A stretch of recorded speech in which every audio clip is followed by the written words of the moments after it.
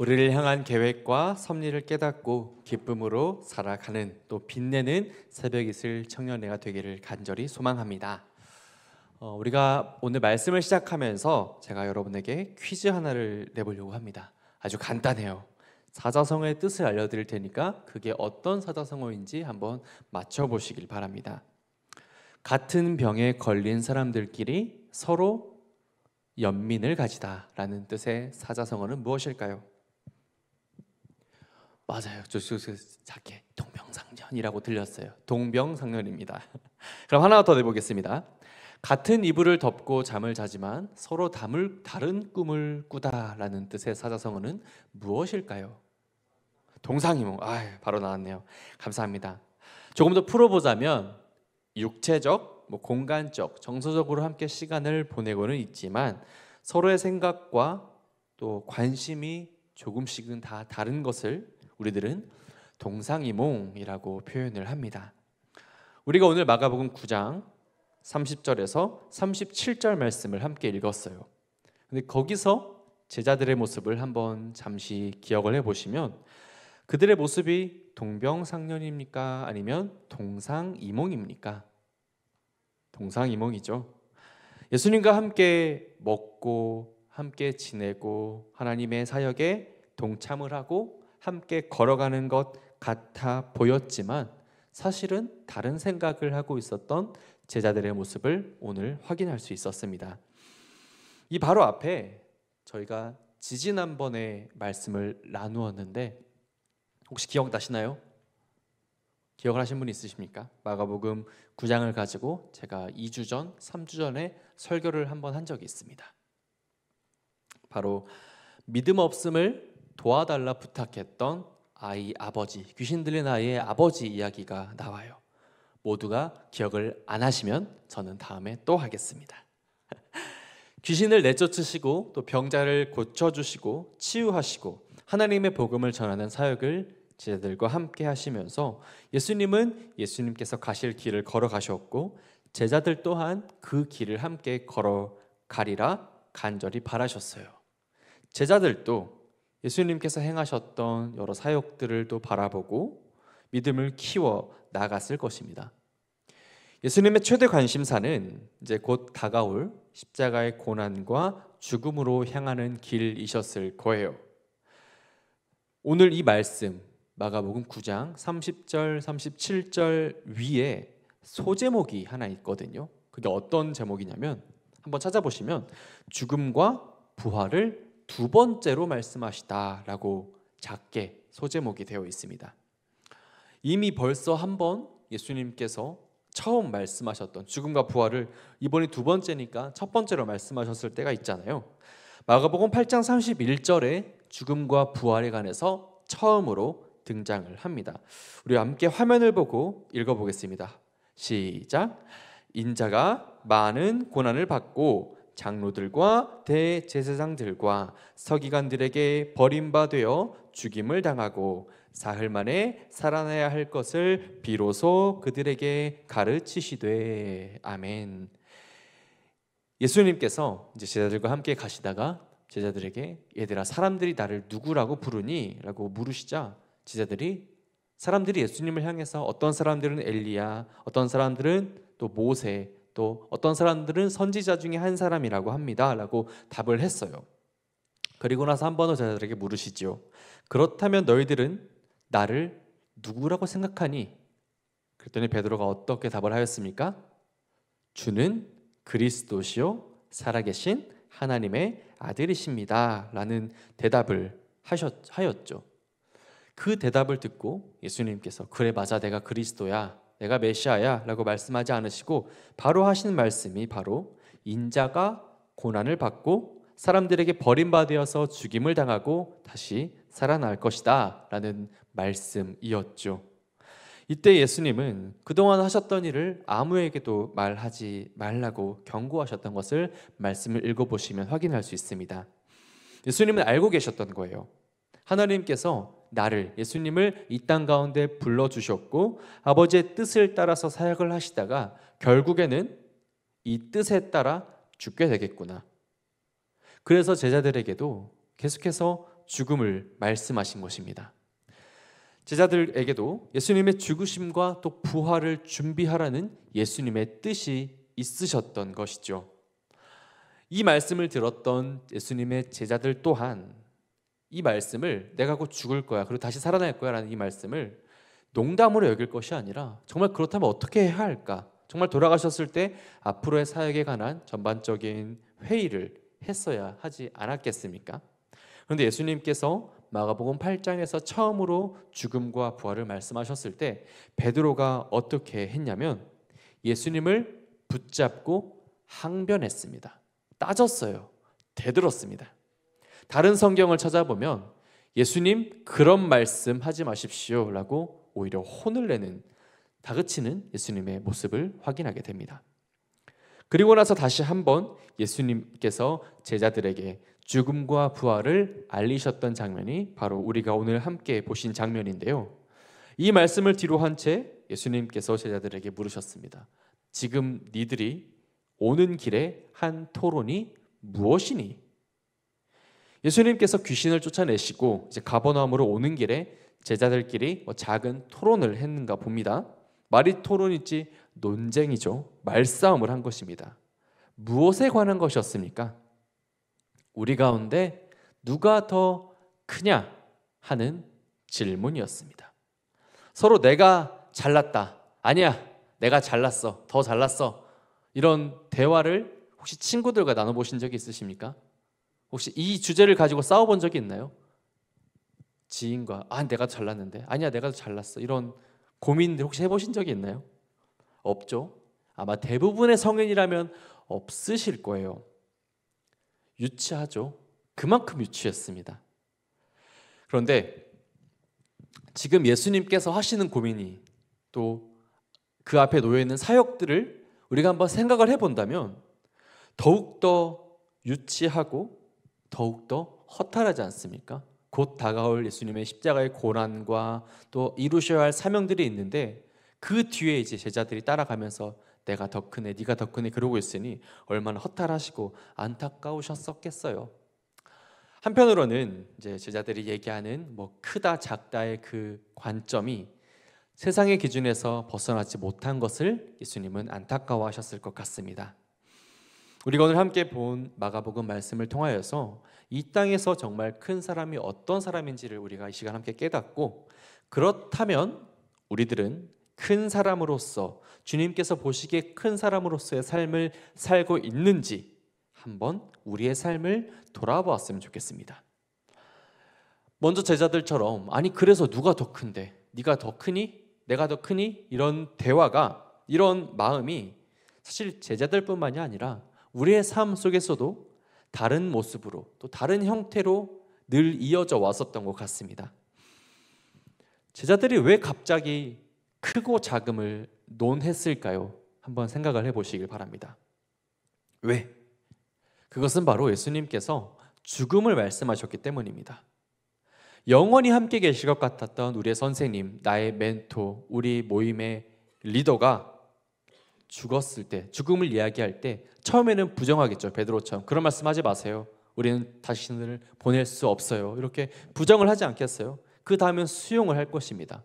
그리고 그 다음에 그러면 누가 뒤를 이어서 이 그룹을 이끌 것인가 하는 당연한 질문이 생겨나지 않았겠습니까? 그렇게 서열 세우기가 시작이 된 거죠. 제각각 자기의 잘남을, 내가 이 그룹의 우두머리가 돼야 하는 이유들을 열심히 PR했을 거예요. 아마 성경엔 쓰이지 않았겠지만 그조차도 굉장히 유치했겠죠. 나는 뭘 잘해, 나는 뭘 잘해. 이 유치한 자랑, 사실 이것은 제자들만의 모습은 아니었을 것입니다. 우리의 삶 속에서도 비슷하고 똑같지요. 다른 사람들에게 크다는 인정을 받기 위해서 열심을 우리가 다하고 있지 않습니까? 제자들이 생각했던 큰 사람은 1등이 되어서 다른 이들 위에 먼저 있고 먼저 가서도 먼저 도착해서 우월한 것을 드러내는 것이었죠. 그렇다 보면 어떻게 될까요? 그 안에 이해와 사랑과 배려가 있겠습니까? 아니면 다툼과 시기와 상처가 있겠습니까? 마태복음 20장을 보시면 이제 예수님께서 제자들과 함께 길을 가는데 그들의 어머니, 예수님의 제자 가운데 야고보와 요한의 어머니가 등장을 하세요. 그리고 그 아들들도 함께 옵니다. 그리고 나서 예수님께 절을 하면서 이런 말을 해요.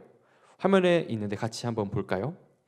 나의 이 두 아들을 주의 나라에서 하나는 주의 우편에 하나는 주의 좌편에 앉게 명하소서. 나의 두 아들, 야고보와 요한이겠죠. 이 두 아들을 예수님께서 그 나라에 가셨을 때, 왕이 되셨을 때 하나는 예수님의 오른쪽에, 하나는 예수님의 왼쪽에 앉게 예수님 명령 좀 해주세요 라고 지금 어머니가 오셔서 부탁을 하는 장면입니다.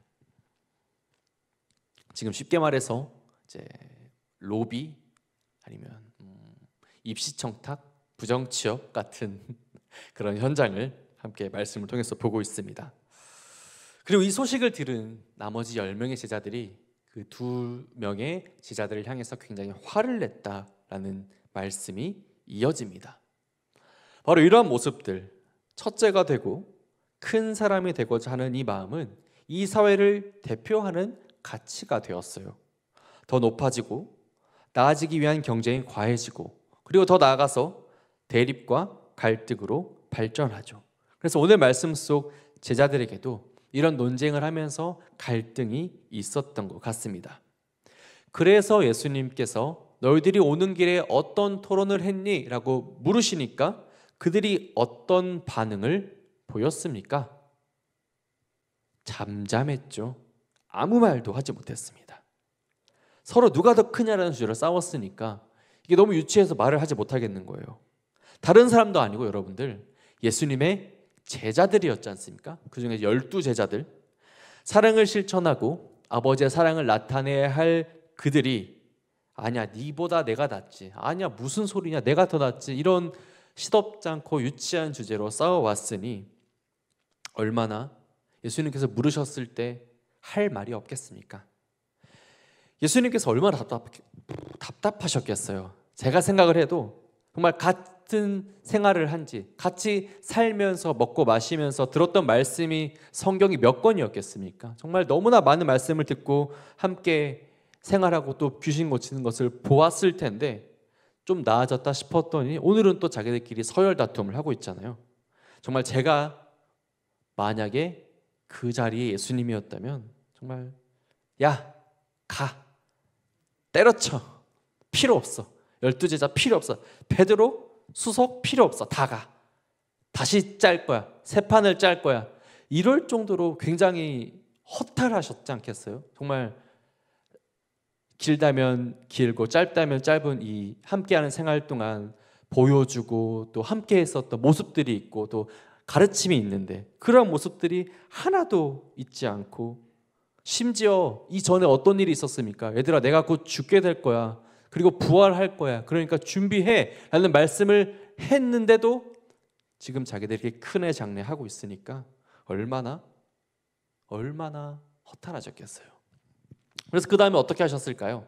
정말 제가 말한 것처럼 싹 다 불러서 정신머리 고쳐보겠다고 몽둥이를 드셨을까요? 아니죠. 그렇지 않았습니다. 예수님은 제자들에게 정말 크고 첫째가 된다는 것이 무엇인가를 말씀해 주셨어요. 우리 35절 말씀을 함께 화면을 보면서 읽어보겠습니다. 35절입니다. 예수께서 앉으사 12제자를 불러서 이르시되 누구든지 첫째가 되고자 하면 뭇사람의 끝이 되며 뭇사람을 섬기는 자가 되어야 하리라 하시고. 아멘. 제자들은 예수님의 이 말씀을 듣고 굉장히 놀랐을 거예요. 일단 첫 번째는 자기들을 안 혼냈어요. 바로 이제 말씀하셨으니까 안 혼냈어요.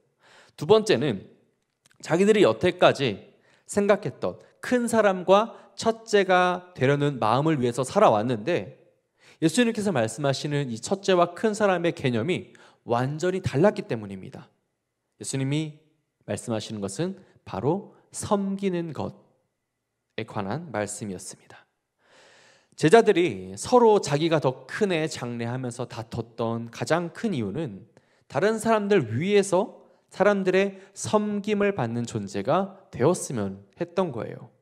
그런데 예수님은 첫째가 되고자 한다면 나중이 되어서 섬기는 자가 되어야 한다라고 말씀을 하고 계십니다. 세상의 많은 사람들은 다른 사람들의 섬김을 받는 사람이 크다라고 정의하지만 예수님은 다른 사람을 섬기는 사람이 정말 더 큰 사람이라고 하신 것입니다.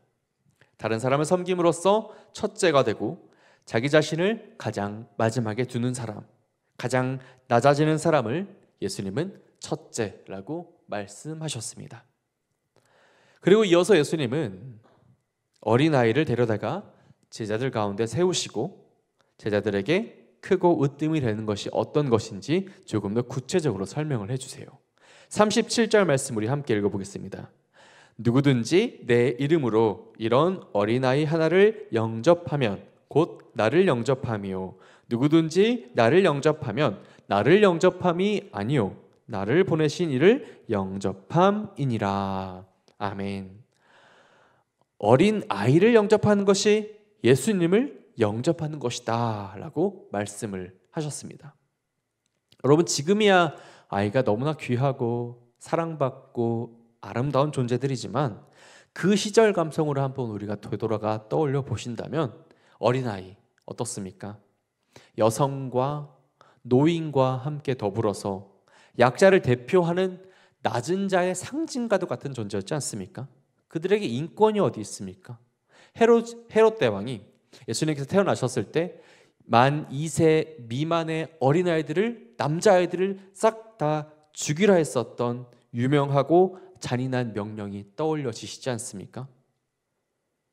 그런데 예수님은 어린 아이 하나를 영접하면 그게 곧 나를 영접하는 것이고 더 나아가서 예수님을 보내신 하나님을 영접하는 것이다 라고 제자들에게 그리고 우리들에게 알려주고 계십니다. 큰 사람, 첫째 된 사람과 정반대된 인물이지 않습니까? 어린아이. 너무나 작고 연약해서 힘이 없어요. 지위가 어디 있겠습니까? 불에 맞설 능력조차 없는 아주 가장 작고 나중된 존재이지요. 그런 존재를 섬기기 위해서는 어떻게 해야 될까요? 더 낮아져야 하는 것입니다. 우리 함께 따라해 볼까요? 더 낮아져야 합니다. 한 번만 더 크게 합시다. 더 낮아져야 합니다.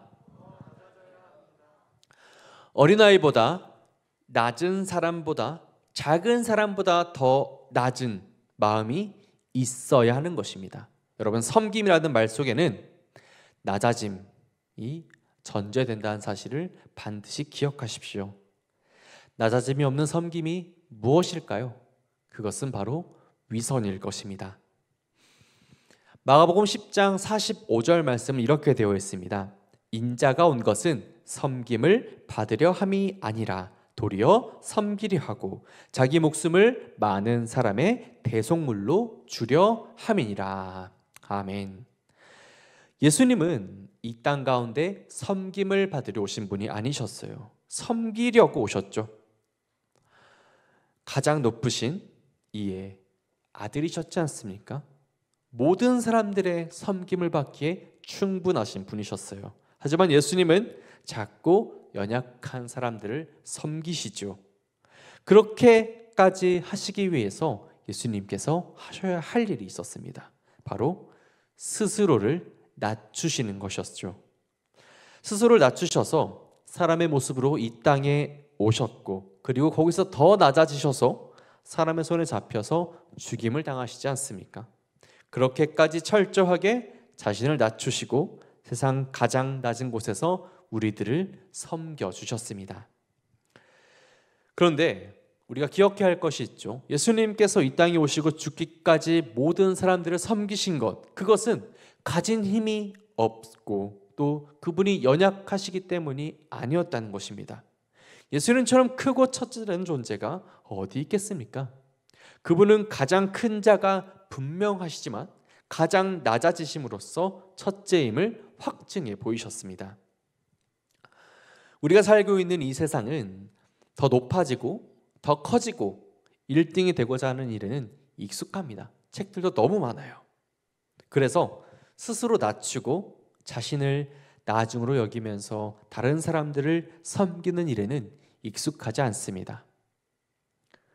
하나님께서 보시기에 크고 첫째되는 삶을 이해하지 못해요. 하지만 예수님을 따르는 사람들, 그리스도인들은 주님과 같이 나를 낮추고 다른 이들을 섬기기 위해서 나를 나중에 두어야 할 것입니다. 그렇게 하여서 우리가 첫째임을 드러내기를 소망합니다. 예수님은 우리를 스스로 낮추고 어린아이와 같은 이들을 영접하고 섬기는 일이 큰 일인지, 얼마나 큰 일인지 우리에게 말씀을 하세요. 37절 말씀을 다시 한번 읽어보면 누구든지 내 이름으로 이런 어린아이 하나를 영접하면 곧 나를 영접함이요, 누구든지 나를 영접하면 나를 영접함이 아니요 나를 보내신 이를 영접함이니라 라고 말씀을 해주십니다. 누구든지 내 이름으로, 예수님의 이름으로 어린아이를 영접하는 것, 그것은 하나님을 영접하는 것이라고 우리에게 알려주셨지 않습니까? 하나님을 영접하는 것보다 더 크고 우선되는 일이 어디 있습니까? 하나님은 자신을 가장 낮은 어린아이와 같이 동일하게 여기셨고, 우리는 그들을 영접함으로써 하나님을 영접하고 섬기는 큰 일을 허락받은 것입니다. 예수님을 섬기고 하나님을 섬기는 것 늘 기억하시고, 하나님을 섬기는 것, 영접하는 것이 낮고 작은 연약한 사람들 위에 서 있는 것이 아니라 그들 아래서 예수님의 이름으로 받아들이고 섬기는 것이라고 우리 주님은 말씀하셨습니다. 이제 말씀을 정리하겠습니다. 예수님의 제자들이 서로 누가 더 큰 사람이냐라고 했던 이 논쟁은 오늘날 우리의 삶 속에서도 계속해서 나오고 있는 주제인 것 같습니다. 사회적으로 크고 첫째가 되어서 작고 뒤처진 사람들로부터 인정받고 섬김을 받고자 하는 마음이 우리 마음 가운데 계속해서 생겨나요. 그래서 때로는 이러한 마음들로 인해서 시기와 갈등, 다툼의 원인이 되기도 하죠.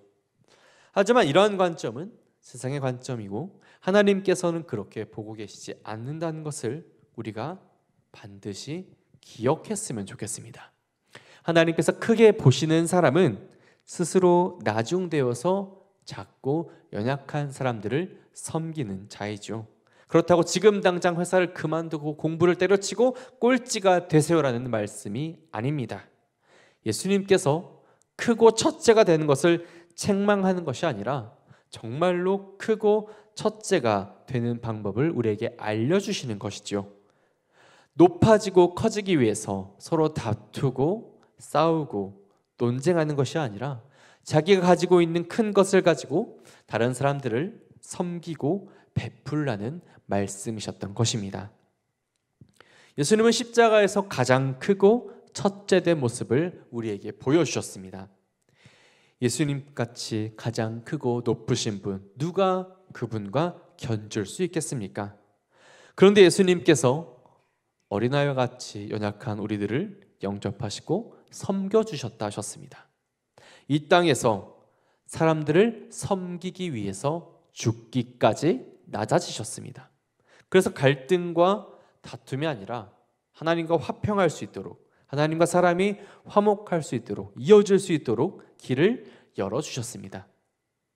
오늘날 세상에서 말하는 크고 첫째가 되기 위해서 다른 사람들과 경쟁하고 다투는 모습이 사실 굉장히 당연하고 또 이해가 되는 그런 사회가 되어버렸습니다. 그런데 우리들은, 그리스도인들은, 정말 사랑하는 새벽의슬 청년 여러분들은 정말 크고 첫째가 되는 것이 무엇인가를 다시 한번 깨닫고 이것을 우리의 삶을 통해서 드러낼 수 있었으면 좋겠습니다. 다른 사람들의 섬김과 대접을 받기 위해서 열심을 내며 사는 것이 아니라 예수님과 함께 다른 사람들을 섬기는 일에 힘을 다하고 노력하는 우리 모두가 되었으면 좋겠습니다. 서로 경쟁하고 다투는 것이 아니라 서로의 부족함과 연약함을 인정하고 또 채워주고 모두가 온전하게 되고 그리스도의 사랑과 화목을 드러내는 모습이 저와 여러분들의 삶이 되기를 간절히 소망합니다. 우리가 지금 사순절 두 번째 주일을 보내고 있습니다. 예수님께서 세상 가장 낮은 자리에 오셔서 우리들을 섬겨주셨던 그 사랑을, 그리고 그 사랑의 모습을 한번 떠올려 보시고 첫째가 되기 위한 마음을 내려놓고 낮아짐에 열심을 다하는 사랑하는 새벽이슬 청년회가 되기를 우리 주님의 이름으로 간절히 축원합니다.